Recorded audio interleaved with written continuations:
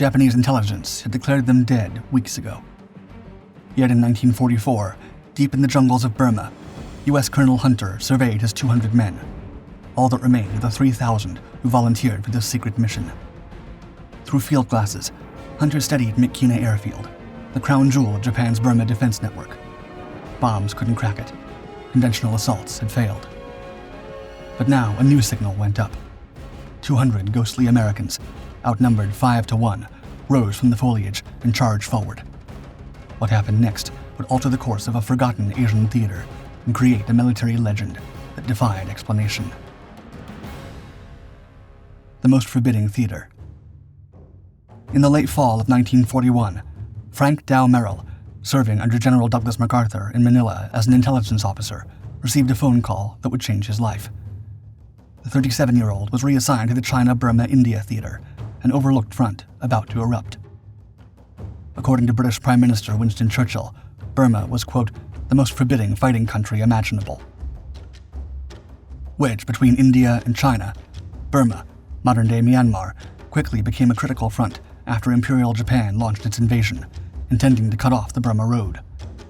This was the last overland route supplying China's wartime government under Generalissimo Chiang Kai-shek, who was still holding out against Japanese forces in the east.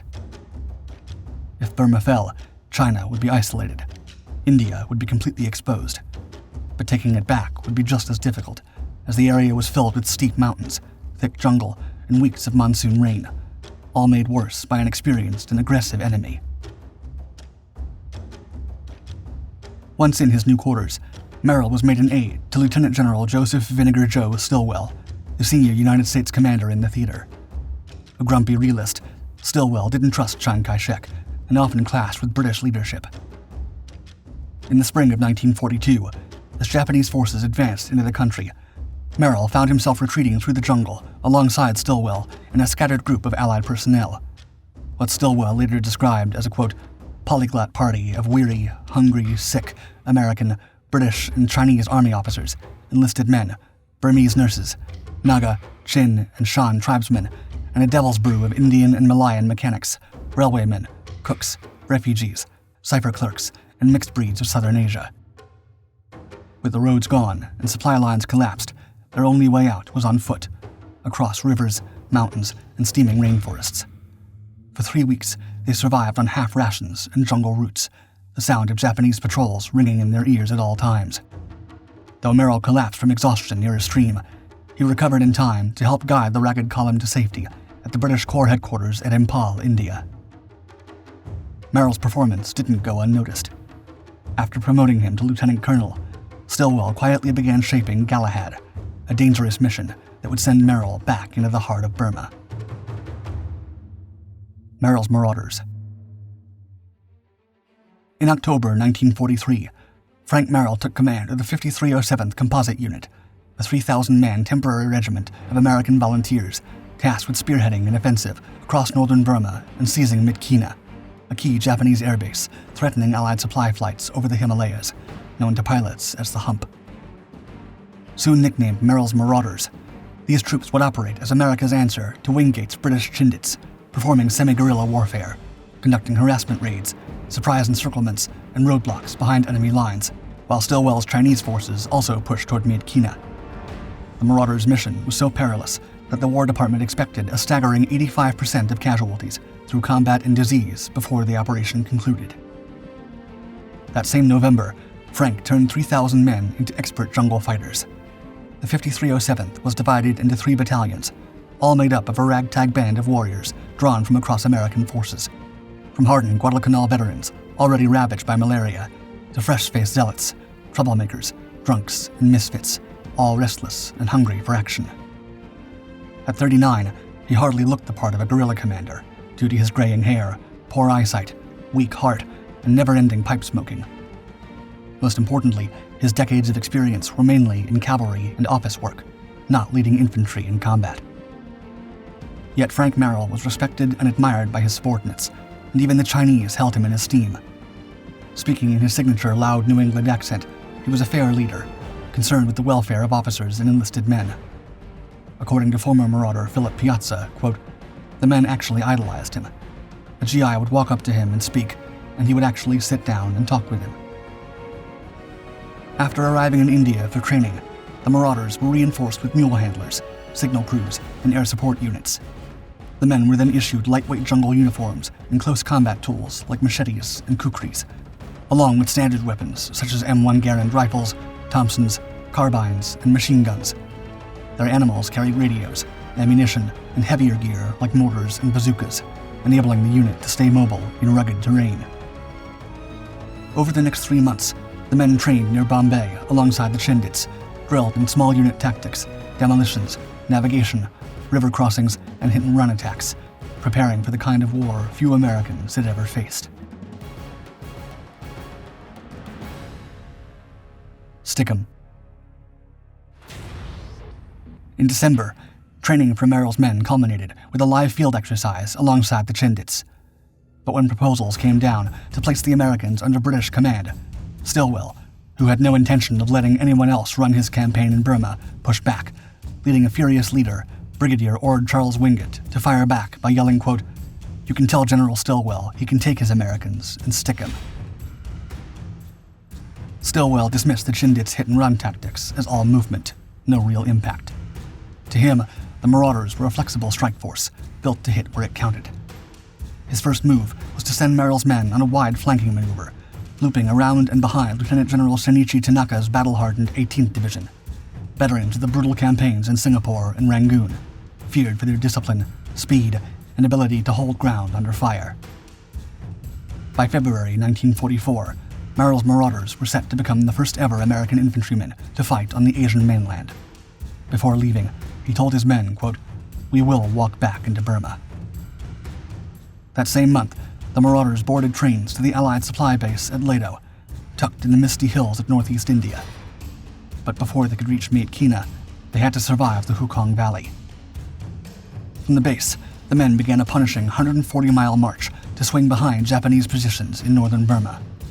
Each step took them deeper into dangerous terrain, where constant rain turned trails into muddy rivers that sucked at their boots. The Marauders pushed over the steep, vine-tangled Naga hills, muscles burning as they climbed nearly vertical slopes, their only supplies coming from sporadic C-47 drops that delivered ammunition, medicine, and rations. To top it off, the men worked to train pack animals along the way, after their designated mules were lost at sea.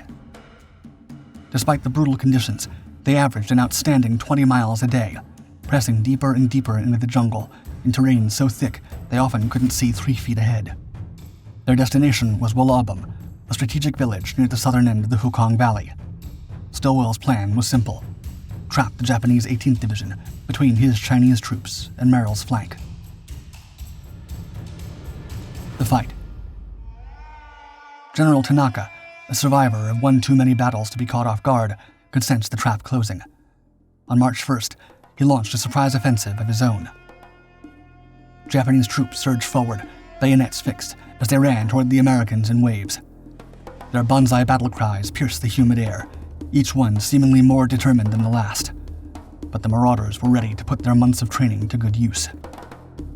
The jungle erupted with the powerful rhythm of machine guns and the sharp crack of rifle fire.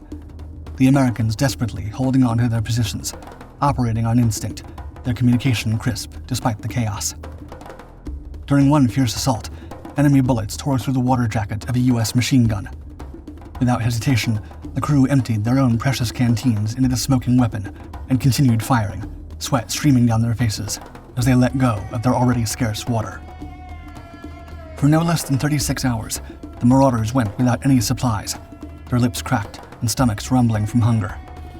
Yet they repelled every assault, standing firm as Tanaka threw his veterans against their positions again and again, surprised to meet a force just as equally determined. When a large part of Tanaka's division found itself caught in the crossfire between the advancing Chinese forces and Merrill's positioned Marauders, General Tanaka, recognizing the deteriorating situation, called off his attack before the main Chinese force could fully engage. The Japanese commander withdrew his remaining men along a hidden trail that his engineers had carved out days earlier as a contingency. Intelligence reports estimated nearly 4,000 Japanese casualties, 2,000 lives taken, and another 2,000 wounded or captured. With Wallabam taken, Stilwell had his first real victory in Burma. The Allies now held the Hukong Valley, and the Marauders, a ragged force of volunteers, had proven they could fight. But ahead lay deeper jungle, higher ground, and increasingly harder fights. The road through Nupumga. By mid-March, with direct orders from Vinegar Joe, Merrill led his 1st Battalion into the Jambu Bum Range on another flanking maneuver, where vertical slopes, constant rain, and hunger tested every man. Every day, dozens of leeches dropped from branches, fastening onto sweating skin as they pushed forward. After 2 grueling weeks hacking through bamboo thickets, the Marauders descended into the Mogang Valley, finding Japanese troops at their target. All throughout the night, the men waited silently, moving as little as possible until the morning sun began to rise, and the Marauders finally stormed from the jungle, catching the enemy unprepared before allies relieved them. With Tanaka already slipping away and the Chinese advance stalling in the mountains, Stilwell was forced to abandon his trap in favor of a new threat. Japanese forces maneuvering to outflank the Chinese from the north. The general then ordered Merrill to block a different trail leading through Nupumga, a remote hill village along the Japanese approach. Despite their exhaustion, the 2nd Battalion occupied Nupumga's ridgeline, while the 3rd Battalion secured Samshingyang, another nearby village.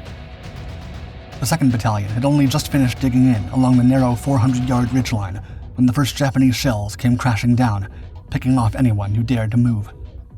For the next 2 weeks, the fighting at Nupumga was so close that the American gunners had no choice but to ignore their gun sights and instead fire in what they believed to be the direction of the persistent enemy. Even when the fire paused, wave after wave of Japanese infantry charged uphill without mercy. One of the Marauders' secret weapons during this arduous time was Sergeant Roy Matsumoto, a Japanese-American who every night crawled beyond their lines to eavesdrop on enemy plans, gathering information to use to their advantage. One morning, he devised his most cunning plan yet. Positioning himself in dense foliage between the forces and shouting convincing commands in perfect Japanese, dozens of the startled enemy soldiers, believing they were following their own officers' orders, charged directly into expertly placed American positions, only to fall into perfectly planned booby-trapped foxholes. Just as the siege entered its 2nd week, while leading his 3rd Battalion to the rescue of the 2nd, Merrill collapsed after struggling with both malaria and a heart attack. For 3 days, he remained in the jungle, outright refusing to be taken away, until he was ordered out by Stilwell and brought into an army hospital in India. From there, Merrill's executive officer, Lieutenant Colonel Charles N. Hunter, a seasoned jungle fighter, took command. Determined to break the siege, and also well-versed in tricks just like his predecessor, Hunter orchestrated a fake firefight deep in the trees, luring enemy attention away from the real front. Then, he ordered a false message dropped behind Japanese lines, warning of an incoming Allied airborne landing. After this incredible bluff, Hunter and his battalion attacked on April 4th. Knowing Japanese troops typically abandoned positions during bombardment, the Marauders crawled forward under their own mortar fire, then sprinted to empty enemy foxholes as fast as they could before the enemy had a chance to return. Simultaneously, the 1st Battalion began a non-stop march through the jungles to the surrounded position at Nupumga, finally meeting up with the other 2 battalions 1 week later. On Easter Sunday, 1944, with all 3 battalions now fighting together like one well-oiled machine, the 13-day siege ended.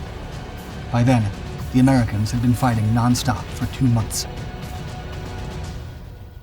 Marching on empty. With northern Burma in Allied hands and Tanaka's forces in retreat, the next natural objective was finally the critical stronghold of the Myitkyina airfield. But it would be the most ambitious move yet in the India-Burma theater. Codenamed End Run, the operation would send the Marauders eastward in a sweeping movement to seize Myitkyina, supported by 2 Chinese regiments and 300 Kachin guerrillas, local hill fighters recruited by their trusted British liaison, Captain Darlington. Despite concerns about the campaign's high cost, especially given the past 2 months, Army Chief of Staff General George C. Marshall gave the green light to the operation. By then, the unit was already at half strength from casualties and disease. Because of their temporary nature, none of those who'd braved much bigger enemies time and time again had received promotions or decorations. Even when Colonel Hunter raised the issue, Stilwell's staff dismissed him outright. Of course, morale was fraying. Rumors swirled that the British Chindits would soon be pulled from the jungle after 3 months in the field, but Vinegar Joe had promised his Americans nothing. Trying to lift spirits, Merrill assured his men that they would be sent to India for rest after the airstrip was taken. On April 28, 1944, Merrill's marauders began their most daunting climb yet, a 112-mile march across the 6,000-foot Kuman mountain range, crawling up rain-slick slopes on their calloused hands and knees, dozens of their mules slipping and vanishing into the jungle below, dragging nearly 4,000 pounds of equipment with them. While the monsoon season wasn't expected until mid-May, rain began pelting them on the very first day of the month. Through it all, General Merrill, pipe clenched in his teeth and rifle ready, sloshed through ankle-deep mud alongside his men. They climbed higher and higher each day and fought 2 skirmishes, including the encirclement of a Japanese garrison at the village of Ripong. But just as they resumed their trek, some of the men began to drop with high fevers and peeling skin. This mysterious illness was later identified as typhus, a mite-borne illness that tore through the ranks and lingered for weeks. By May 13th, 2 weeks into the march, Merrill's end-run force was finally within reach of Myitkyina. That night, Merrill radioed Stilwell, stating, quote, "Can stop this show up till noon tomorrow, when dial will be cast. If you think it too much of a gamble, personal opinion is that we have a fair chance and that we should stay." Stilwell's reply was direct, quote, "Roll on in and swing on." The fight at Myitkyina. On May 16th, Colonel Hunter, commanding the assaulting force, established a position near the Myitkyina airstrip. After securing local villagers to prevent any alert reaching Japanese forces, Kachin scouts slipped forward through the dense vegetation, returning with crucial intelligence. The airfield stood vulnerable, guarded by only minimal defenses. That night, Hunter's men lay motionless in the oppressive Burmese jungle, sweat-soaked uniforms clinging to their bodies as the tropical air enveloped them, every sense attuned to the coming offensive. At 10 a.m. on May 17th, as the sun climbed higher and heat intensified, Hunter signaled the attack. The marauders launched forward with 2 Chinese regiments. Rather than confronting the enemy directly, they materialized from multiple directions, north, south, and west of Myitkyina, converging on the airfield in a flawlessly orchestrated maneuver. With raw, blistered hands gripping rifles, the Americans pushed through tall grass and scattered foliage. The after-effects of fever still lingered in many, causing them dizziness. Yet they advanced steadily. Hunter hissed orders at the top of his lungs as gunfire split the humid air. The Japanese defenders, outnumbered and dispersed, were caught entirely unprepared, unable to counter the simultaneous assaults. Some fought fiercely until ammunition expired, while others withdrew as fast as they could toward town, abandoning equipment and fallen soldiers. Through his field glasses, Hunter observed his troops securing each hangar systematically, their rapid movements raising dust all across the sun-baked tarmac. Within 90 minutes, the strategic objective belonged to American forces. Finally, at 3:30 p.m., he transmitted to Stilwell the coded message, quote, "Merchant of Venice," confirming the airstrip was finally captured and ready for the arrival of Allied aircraft. Stilwell received the news with profound satisfaction. British command expressed genuine surprise at the Americans' independent success in Myitkyina. Lord Mountbatten, whose focus had been distributed across military operations in Burma, India, Sumatra, and Singapore, praised Stilwell's accomplishment, quote, "By the boldness of your leadership, backed by the courage and endurance of your American and Chinese troops, you've taken the enemy completely by surprise and achieved a most outstanding success by seizing the Myitkyina airfield." With the airfield fallen, the town of Myitkyina itself remained in enemy hands. Though Hunter could have seized the area due to its modest garrison of 700 Japanese soldiers, without explicit orders to advance, he had no choice but to maintain his position, expecting an imminent delivery from C-47 transport planes, carrying essential ammunition and supplies.